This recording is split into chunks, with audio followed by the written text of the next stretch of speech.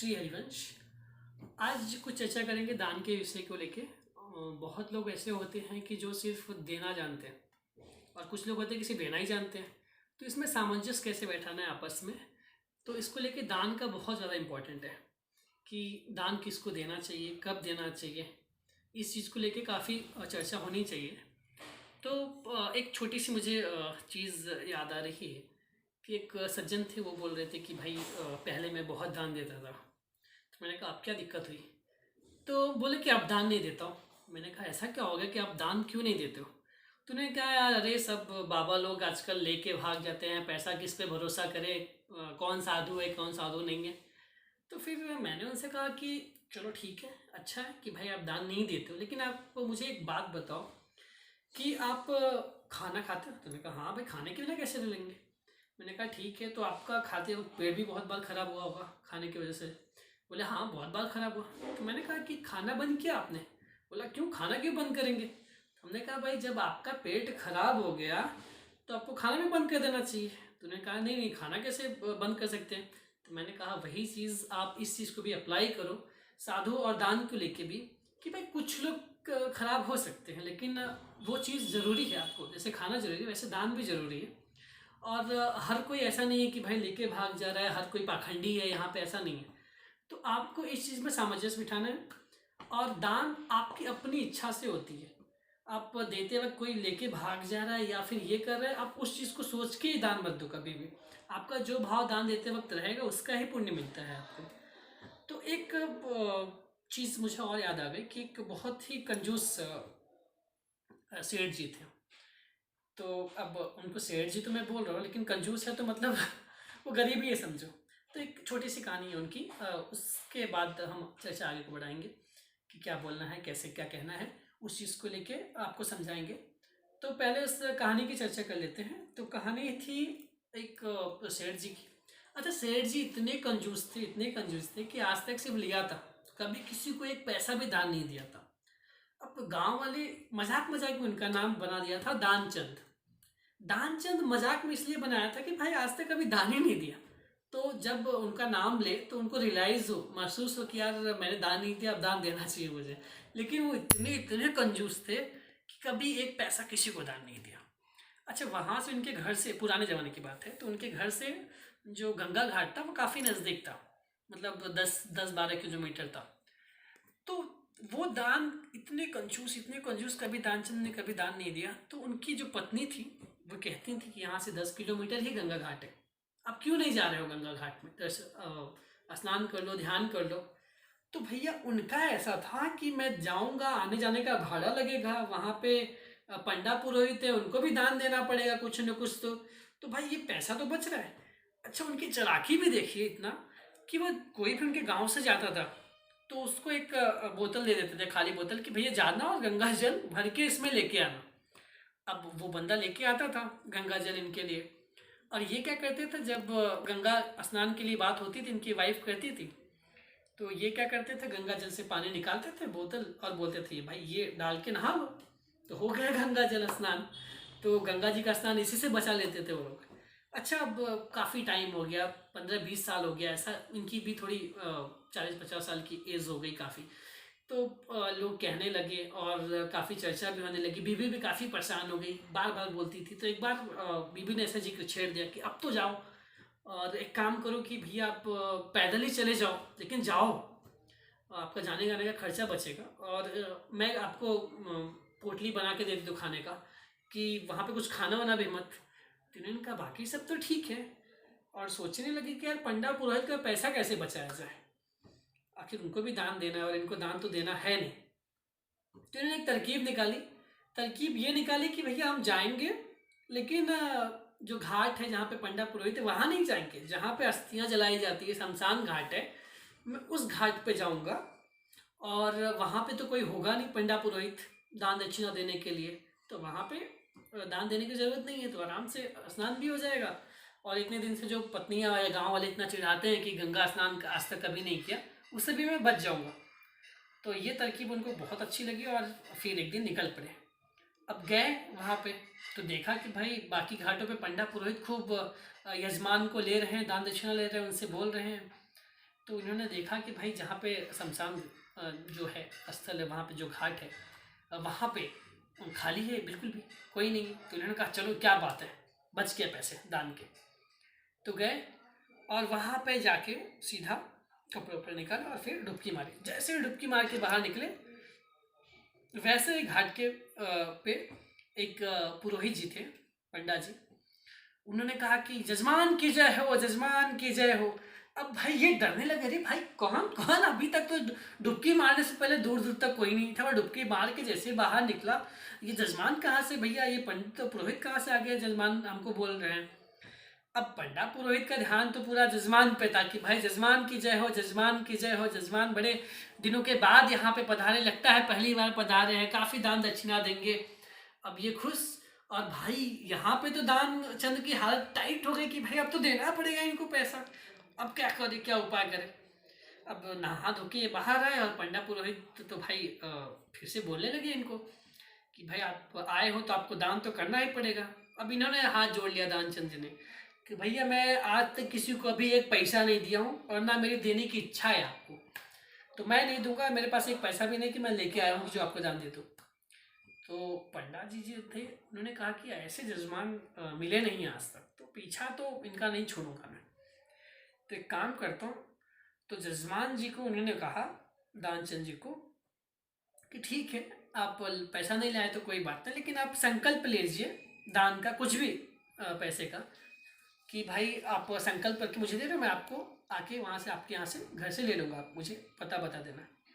तो दानचंद जी ने कहा कि ये आइडिया सही है, अब घर का पता बता देता हूँ, लेकिन अभी थोड़ी ना आएगा इतनी जल्दी, जब आएगा तब का तब देखेंगे, कुछ बहाना बना देंगे। तो उन्होंने पता दे दिया और बोला कि भाई पुराना ज़माना था, तो उन्होंने कहा 4 आना का मैं संकल्प लेता हूँ, 4 आने का संकल्प लिया कि 4 आने में दान आपको दूंगा। तो उन्होंने कहा ठीक है, चलो भाई ठीक है। अब ये दानचंद जी अपने घर पे आए, और जो पंडा जी थे वो असल में भगवान थे। अब वो उन्होंने जब देखा कि दानचंद इतना कंजूस है, यहाँ पे आने के बाद भी दान नहीं दे रहा है, तो भगवान ने सोचा कि भाई इससे तो मुझे दान में कुछ ना कुछ तो निकलवाना ही है। तो वो पंडा का रूप बन के वहाँ पे आ गए थे घाट पे। तो अब जैसे ही घर पे पहुँचे दानचंद जी, अब भाई भगवान तो थे ही, तो तुरंत पहुँच गया उनके घर के पास, और दरवाजे पे खिड़की पे दस्तक दिया उन्होंने। तो उनकी ये आराम कर रहे थे अभी दानचंद जी। तो इनकी पत्नी को बोला, अपने पत्नी को बोला कि जाओ देखो कौन है दरवाजे पे। तो जैसे दरवाजे पे आए, दरवाज़ा खोला उन्होंने, तो भगवान बोले कि जजमान की जय हो, जजमान की जय हो। तो उनकी पत्नी ने कहा क्या, हाँ बोलिए माँ, प्रणाम किया, उनको आशीर्वाद दिया कि किस कारण से आप आए हैं, क्या प्रयोजन है आपका। तो उन्होंने कहा कि भाई दानचंद जी ने हमको 4 आने का संकल्प लिया था देने के लिए दान, तो हम वही लेने के लिए आए हैं, उनको बुला दीजिए। तो उनकी पत्नी ने कहा ठीक है, आप थोड़ी देर प्रतीक्षा कीजिए, हम आ रहे हैं से पूछ के। तो जैसे वो अंदर गई, दानचंद को बताया कि भाई आपने किसी को 4 पैसे दान देने का संकल्प लिया था। अब दानचंद जी बोले अरे इतने जल्दी कैसे आ गए ये। तो उनको तो बड़ा आश्चर्य हुआ, लेकिन इनको देना तो था नहीं, 4 आने भी नहीं देना था। तो इन्होंने कहा कि जाओ, पत्नी से कहा जाओ कह दो कि दानचंद जी बीमार हो गए हैं। और उनकी पत्नी आई और बोली कि वो तो बीमार हो गए, वहाँ से आए, उनको लगता है ठंड लग गई है, घाट से अभी नहा के आए हैं। तो भगवान जानते थे कि भाई दानचंद ऐसे नहीं मानेगा, उंगली तो टेढ़ी करनी पड़ेगी। तो भगवान ने कहा कि अब जजमान अगर बीमार है तो मैं उसको छोड़ के तो नहीं जा सकता, तो मेरा इंतज़ाम यहीं पे घर पे ही कर दो कुछ खाने पीने का, और जब तक जजमान ठीक नहीं हो जाते मैं तब तक यहीं पे रहूँगा, और जब ठीक हो जाएंगे तब अपना 4 आना लेके फिर निकलूँगा। अब उनकी पत्नी तो बेचारी फंस गई, और दानचंद भी ये बोल के फंस गए। अब इतने जल्दी तो बोल नहीं सकते कि अचानक से ठीक हो गए दानचंद जी। अब 2-3 दिन हुआ, अब दानचंद जी से रहा नहीं जा रहा था कि 4 आने का संकल्प लिया था मैं, और ये 4 दिन से खा रहे, 2-3 दिन से खा रहे दोनों टाइम खाना। और भाई उनको तो ऐसे खाना कुछ दे नहीं सकते, उनको तो अच्छे अच्छे खाने पकवान बना के देने पड़ेंगे अगर आपके पंडित पुरोहित हैं तो दानचंद ने एक चीज़ फिर से सोची कि अगर मैं कह दूं कि भाई मैं मर गया हूँ, क्योंकि दानचंद जी थोड़ा सा योग विद्या भी जानते थे कि सांस को रोके कुछ देर रह सकते थे। तो उन्होंने यही चीज़ सोचा कि जाके कह दो, उन्होंने कहा अपने पत्नी से कि जाके कह दो कि दानचंद जी अब नहीं रहे, चल बसे। आखिर 4 पैसे का सवाल था। तो इन्होंने कहा कि आई इनकी पत्नी आई रुआसी होके, आंखों में आंसू लेके कि अरे बहुत बुरा हुआ, बहुत बुरा हुआ, वो नहीं रहे। रोने लगी झूठ मूठ का। अब भगवान से क्या छिपा है? तो भगवान ने कहा कि कोई बात नहीं, अब इतनी जो आया है वो जाएगा ही एक दिन। अब भगवान की जो इच्छा थी वो तो हो गई है, कोई बात नहीं। अब आप गांव में जो के जाके सूचित करने से अच्छा है कि मैं ही चले जाता हूँ। आप कहाँ जाओगे इस हालत में? आप रो रही हो, गाँव वालों को कैसे सूचित करो कि मैं ही सूचित करके आ जाता हूँ। अब इनकी पत्नी बड़ी घबराई यार कि अब तो गांव वाले भी आ जाएंगे। तो उनकी पत्नी तो मना कर रही थी, लेकिन अब भगवान ने भाई वो सिर्फ 2 मिनट में पूरे गांव को सूचित करके आ गए कि भाई दानचंद जी चल बसे, दानचंद जी चल बसे। अब भैया दानचंद जी जो थे वो सांस रोक के पड़े रहे। पूरे गांव वाले जुट गए भाई, सब आस पड़ोस वाले जुट गए। अब क्या हुआ कि भाई दानचंद को लेके आया गया, नहलाया गया, आरती तैयार हो गई। अब उनकी पत्नी जब समझ गई कि भैया अब तो इनको लेके जाएंगे, अब वो रो रो के बोल रहे अरे ये मरे नहीं है, नाटक किए हैं, अरे ये मरे नहीं है, नाटक किए हैं। अब वो रो रो के ये बोल रही है। अब गांव वाले उसको समझा रहे हैं कि अरे ये मर गए, ये तुम्हारा प्रेम है, तुम प्रेम की वजह से ऐसा बोल रही हो, ये मरे नहीं, ऐसा आप झूठ बोल रही हो, ये अपने प्रेम की वजह से ऐसा बोल रही है, ये अब तो चले गए हैं, देखो इनकी सांसें भी अब तक रुक गई है, शरीर भी ठंडा हो चला है। अब उनकी पत्नी लाख रोए समझाए कि नहीं नहीं इनको छोड़ दो, यहीं पे रहने दो, ये नाटक कर रही है वो। लेकिन अब गांव वाले कहाँ सुनने वाले हैं कि भाई अब तो ये चला। अब ध्यानचंद भी महाकंजूस, वो तब तक भी अपने सांसों को रोक के पड़ा हुआ था कि भाई 4 आना देना है, मर जाऊंगा चलेगा लेकिन 4 आने मुझे दान नहीं देने हैं, इतना कंजूस। अब सब लोग भैया बांध ओन लिए, इसको रस्सी उस्सी में बांध लिया। अब ये इतना कंजूस कि बंधा भी लिया अपने आप को कि भाई बांध लो, क्या फर्क पड़ता है, 4 आने नहीं दूंगा, भले से जान चली जाती मेरी। अब भगवान भी बड़े टेंशन में, भैया कि इतना कंजूस कि मैं भी हार मान लूँ इससे। अब भैया सब लेके गए इसको शमशान घाट में लेके गए। अब इसकी अर्थी जो है तैयार हो गई, चिता तैयार हो गई, लकड़ी पर रख दिया गया। अब भगवान को लगा कि भाई ये 4 आना देगा नहीं मुझे, जल जाएगा चलेगा। तो भगवान बोले कि अब मैं ही हार मान लेता हूँ। भगवान धीरे से गए और जजमान के कान में बोले कि भाई मैं भगवान हूँ, मैं आपके इस कंजूसी को देख के उस तोड़ने आया था कि भाई आप दान दे दो, कुछ ना कुछ कंजूसी अपनी छोड़ दो, आपसे कुछ पैसे तो मैं दान लेके जाऊंगा, लेकिन आप जीत गए, हम हार गए भैया, अब तो उठ जाओ। अब ध्यानचंद बोला कि भाई भगवान है तो धीरे से एक आंख ऐसा धीरे से खोल के देखता है, अरे अब भगवान तो भाई अपने रूप में थे अंदर से, लेकिन बाहर से तो वो पंडा के रूप में थे। अब जैसे ही आंख खोल के देखा, पंडा जी फिर आंख बंद कर लिया कि अरे फिर से सांस रोक लिया कि अब तो मैं चल बसा हूँ। अब इतना कंजूस भगवान भी बड़े मजे में कि भैया ये ऐसा नहीं। अब भगवान प्रसन्न हो गए, भैया इतनी कंजूसी, जान दे रहा है लेकिन 4 पैसा नहीं दे रहा है, इतना कंजूस, तो महान कंजूसी निकला। तो भगवान खुश हो गए इसके कंजूसी पे। अब भगवान देखिए कितने निर्मल है उनका मन कि भाई कंजूसी पे भी वो रिझ जा रहे हैं। तो उन्होंने कहा कि ठीक है भाई, वरदान मांग ले, तू कुछ भी वरदान मांग ले, मैं तेरे कंजूसी से प्रसन्न हो गया, इस निष्ठा से कि कंजूसी का इतनी निष्ठा किसके पास कैसे हो सकती है। तो भगवान जो बोले कि भैया वरदान मांगो। अब फिर आँख खोल के देख रहे भगवान है कि नहीं, फिर ऐसे आँख खोला, देखा अरे ये तो पंडा जी फिर बंद कर लिया सांसें रोक के। अब भगवान बार बार बोल रहे। तो उसने कहा कि अगर आप भगवान हैं तो बस एक काम करिए, जो 4 पैसे का संकल्प मैंने लिया था बस वही छोड़ दीजिए, मेरा पीछे छोड़िए और जाइए आप।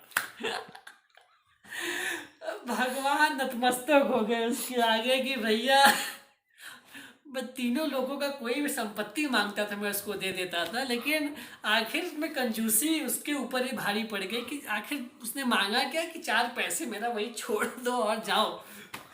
तो ऐसे ऐसे कंजूस लोग होते हैं दुनिया में कि भाई जान दे देंगे लेकिन 4 आने नहीं देंगे। तो ऐसी कंजूसी नहीं करना किसी को भी, ठीक है। तो जिसको भी ज़रूरत है, जो भी ज़रूरतमंद आपको लगे दिखे, उसको दान दीजिए। और मैं कहूँगा कि धन देने से अच्छा है कि आप जो ज़रूरत की चीज़ें हैं उसको वो दीजिए, क्योंकि धन का भी तो बहुत लोग दुरुपयोग कर लेते हैं, तो उसका भी आपके ऊपर ही पाप आएगा उस चीज़ को लेकर। तो आप ज़रूरतमंद कोई भी, जैसे जिसकी पढ़ाई रुकी हुई थी आप उसका फीस भर दीजिए, किसी के पास कपड़े नहीं तो आप उसको कपड़े दीजिए, तो ऐसी ऐसी चीज़ें जो ज़रूरतमंद है, जो ज़रूरत लोग हैं, जैसे गौशाला है वहाँ पे दान दीजिए गौशाला को, मंदिर का निर्माण हो रहा है वहाँ पे आप अपना सहयोग कीजिए। तो दान देना आपको बहुत ही ज़रूरी है, क्योंकि आप इस चीज़ को समझें कि आपने अब तक दिया जो है बहुत कम है और लिया बहुत ज़्यादा है। आपको जो भी मिला है आज तक, धन संपत्ति जो भी मिला है, वो चीज़ें बहुत ज़्यादा है। और आपने कितना दान दिया, आप खुद से दिमाग में सोचिए कि आप आज तक मैंने कितना दान दिया हुआ है और मुझे कितना ज़्यादा मिला हुआ है। तो आप खुद से शर्मिंदगी आप महसूस करेंगे, लज्जित महसूस करेंगे कि भाई हमको इतना पैसा मिला, इतना धन दौलत मिली, इतने कपड़े मिले, इतना कुछ मिला है, लेकिन दान देने में हम 1 रुपये या कॉइन का सिक्का ढूंढते हैं। भाई कहाँ पे है सिक्का? तो सिक्के में 2 रुपये, 5 रुपये भी दिखेगा, 10 रुपये भी दिखेगा, तो हे 5 रुपये आ गया, फिर दूसरे अपने खीसे में रख दोगे, फिर निकालोगे, अच्छा 1 रुपये है, ठीक है भैया 1 रुपये दान दोगे। तो दान देने में ये सब चीज़ें संकोच नहीं करनी चाहिए आपको, कभी भी ये चीज़ को संकोच नहीं करनी चाहिए।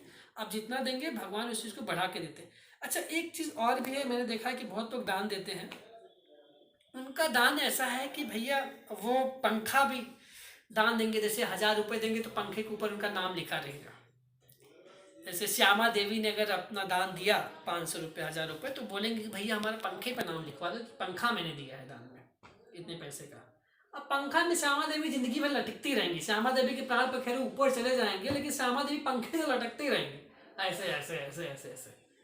अब भैया श्यामा देवी ऐसा दान तो आप मत करो भैया, ऐसा दान मत करो। श्यामा देवी के जैसे तो बिल्कुल भी दान मत करो कि पंखे पर लटकते रहो जाने के बाद भी ऊपर, ऐसा लगता है किसी ने फांसी दे दिया और लटकते रहे आप, उनकी बॉडी ऐसे घूम रही घूम रही घूम रही। ऐसी दान मत दो, दिखाने की दान नहीं, दिखावे की दान नहीं।